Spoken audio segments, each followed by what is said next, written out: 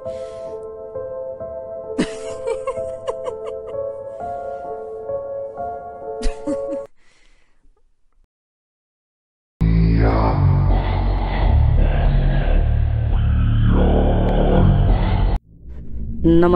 मित्रांनो, स्वागत आहे तुमचं तुमच्या आपल्या किस्से अनसुने या चॅनल मध्ये।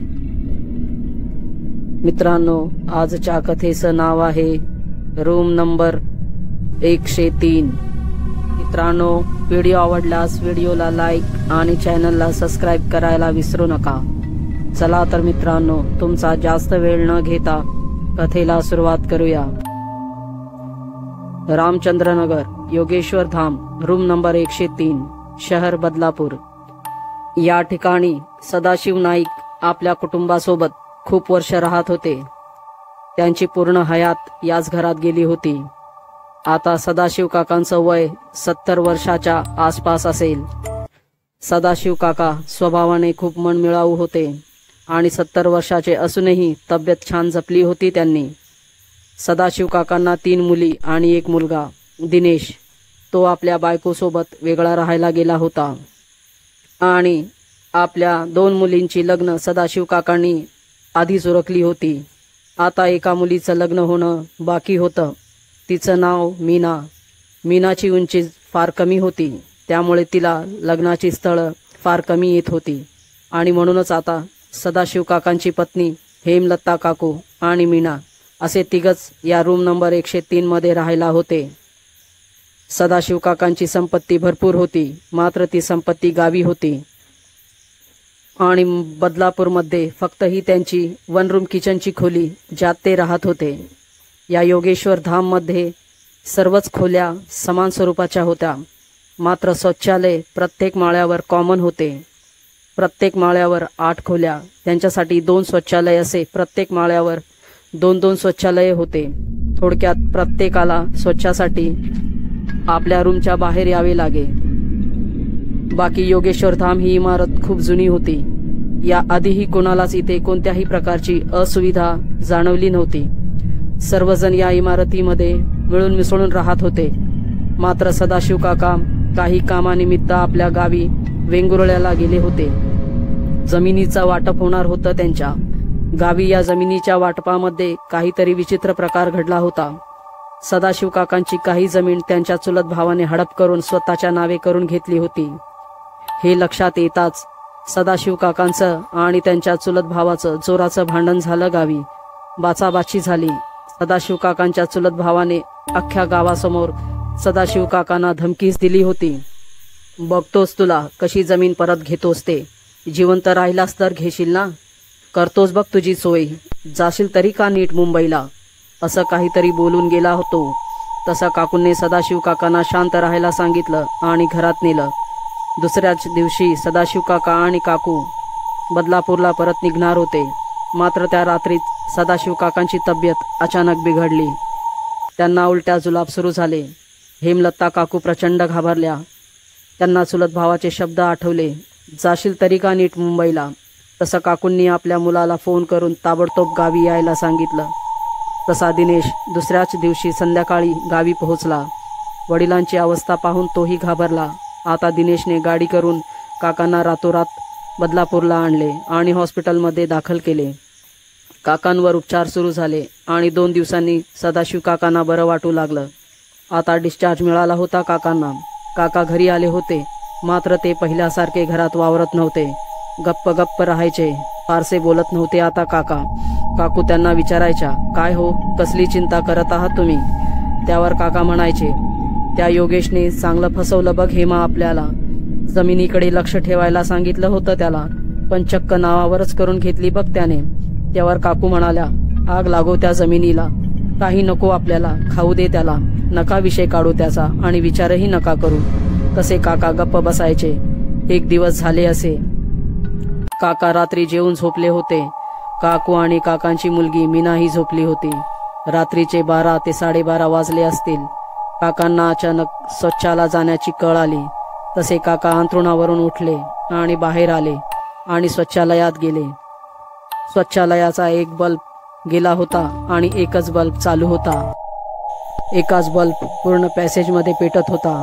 शौचालयाची जागा पॅसेजच्या कोपऱ्याला होती, त्यामुळे एकच बल्ब असल्या कारणास्तव शौचालयाच्या जागेत बऱ्यापैकी अंधारच होता, कारण ती जागा थोडी आडबाजूलाच होती गॅलरीपासून. आता काका शौचालयाच्या आत गेले आणि दार ओढून घेतलं त्यांनी. काही वेळ गेलाच असेल एवढ्यात काकांच्या दरवाजावर कोणीतरी टकटक दिली. तसं काकांनी आतूनच म्हटलं, आहे मी आत. एक क्षण शांतता पसरली, मात्र परत दार ठोकावलं गेलं. तसं काका ओरडूनच म्हणाले, मी आहे म्हटलं ना आत. तसं काकांना बागड्यांचा आवाज कानावर पडला, खणखण खणखण. तसं काकांना वाटलं कोणीतरी महिला असावी जी स्वच्छाला आली असावी, कारण या पहिल्या माळ्यावर 8 खोल्यांसाठीच हे 2 शौचालय होते. मात्र थोडा वेळ गेलाच होता, परत दारावर थाप पडली. तसं काकांनी उरकत घेतलं आणि दार उघडलं. तसं समोर एक लाल साडी घातलेली बाई, केस मोकळे, कोपराभर हिरव्या बांगड्या, ती काकांकडे हसतच पाहत होती.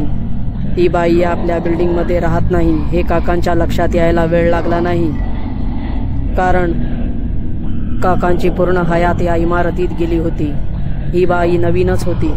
काकांनी दरडावूनच विचारलं तिला, कोण तुम्ही? इथे कोणाच्या घरी आला आहात? नवीनच दिसता इथे. त्यावर त्या बाईने जे सांगितलं ते ऐकून काका तोल जाऊन जागेवरच बसले आणि ती बाई काकांच्या छाताडावर बसून त्यांचा चेहरा नखाने ओरबडू लागली. काका प्रचंड घाबरले होते. त्यांच्या तोंडून आता आवाजच निघत नव्हता. ते पूर्ण जोर लावत होते त्या बाईला दूर लोटण्याचा, पण त्यांना ते जमतच नव्हते. कसा बसा धीर एकवटून काका जोरात ओरडले, हेमा. तसं तो आवाज अख्ख्या गॅलरीत घुमला. तशा हेमलता काकूंना जाग आली. त्यांनी पाहिलं काका अंथरुणात नाहीत. तशा हेमलता काकू धडपडतच बाहेर आल्या. त्यांनी पाहिलं सदाशिव काका शौचालयाच्या कोपऱ्याला आडवे पडले होते आणि सोड मला सोड असं काहीतरी ओरडत होते आणि काकांच्या चेहऱ्यावर ओरबडल्याच्या खुणा स्पष्ट दिसत होत्या. तसं काकूंनी काकांना सावरतच म्हटलं, इथे काय करताय तुम्ही आणि हे काय झालं? आता शेजारी पण जागे झाले होते. त्यांनी काकांना उचलूनच घरात नेले आणि बेडवर झोपवले. काका खूप घाबरलेले होते. त्यांची नजर भेदरलेली वाटत होती.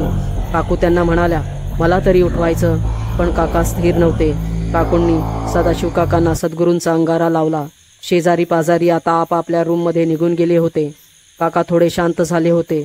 आता काका हेमलता काकूंना सांगू लागले, घडला प्रकार. हेमा, योगेशने काहीतरी ब्यात सोडली आहे बघ माझ्यावर. मला शौचालयाच्या इथे एक बाई दिसली. तिने लाल साडी घातली होती, मोकळे केस, पूर्ण शृंगार केला होता तिने. मला वाटलं कोणाच्या तरी घरी पाहुणी म्हणून आली असेल, म्हणून मी तिला विचारलं, कोण तुम्ही, कोणाकडे आला आहात? तशी ती हसली आणि म्हणाली, तुम्हीच ना सदाशिव नाईक, तुमच्याकडे आली आहे मी. हे ऐकून मी घाबरूनच खाली पडलो आणि ती माझ्या छातीवर बसून माझा चेहरा ओरबडू लागली. हे बघ, हे बघ. खरंच काकांच्या चेहऱ्यावर ओरखडे पडले होते. ते पाहून काकू पण चिंतेत पडल्या. मात्र काय करणार होत्या त्या? काहीच नाही. आता काकूंनी आपल्या मुलांना आणि मुलींना बोलावून घेतलं आणि सर्व सांगितलं. तसं त्यांनी यावर उपाय म्हणून एका बघणाऱ्या देवऋषाकडे जायचं ठरवलं. मात्र तो अचानक कामानिमित्त कुठेतरी बाहेर गावी गेला होता. काकांचा मुलगा आता काकांच्या रूममध्येच थांबणार होता. मात्र काकांचा त्रास दिवसेंदिवस वाढतच होता. उलट्या जुलाब परत सुरू झाले काकांना. आता काकांना ती बाई घरात देखील दिसू लागली होती. काका मध्येच बडबडू लागले होते, का आलीस तू, चालती हो इथून, असं काही काका बडबडायचे. आता काकांची तब्येत खूपच ढासळली. तसं त्यांना परत हॉस्पिटलमध्ये नेलं. मात्र काका तिथे पण वेड्यासारखं करू लागले होते. ही बघ, ही बघ, माझ्या उशालाच बसली आहे ती, हकल तिला इथून, असं काही बाई बोलायचे. काकूंना हे पाहून रडू कोसळायचे, पण त्या काकांना समजावायच्या, कोणी नाही इथे, तुम्ही शांत व्हा. पण नाहीच. काका म्हणायचे, कोणी कसं नाही, तुम्हाला दिसत नाही का ही बया, ही मला मारेल, बघ कशी हसते माझ्याकडे. दिवसेंदिवस काकांची तब्येत जास्तच बिघडली. आता काकांना श्वास घ्यायला त्रास होऊ लागला, म्हणून त्यांना व्हेंटिलेटरवर ठेवण्यात आले. आता काका शांत झाले होते. पूर्ण बेशुद्ध अवस्थेत पोहोचले होते काका. फक्त डोळे झाकून पडलेले सदाशिव काका काहीही समजण्या पलीकडे गेले होते. त्यांना हाक मारली तरी प्रतिसाद देत नव्हते. 10 दिवस काका व्हेंटिलेटरवर होते.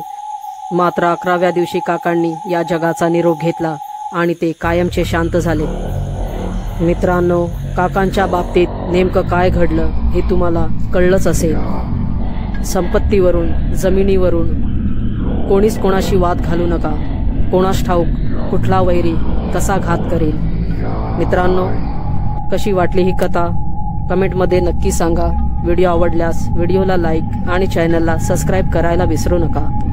चला तर मित्रांनो, भेटूया पुढील व्हिडिओत एका नवीन कथेसह. तोपर्यंत नमस्कार.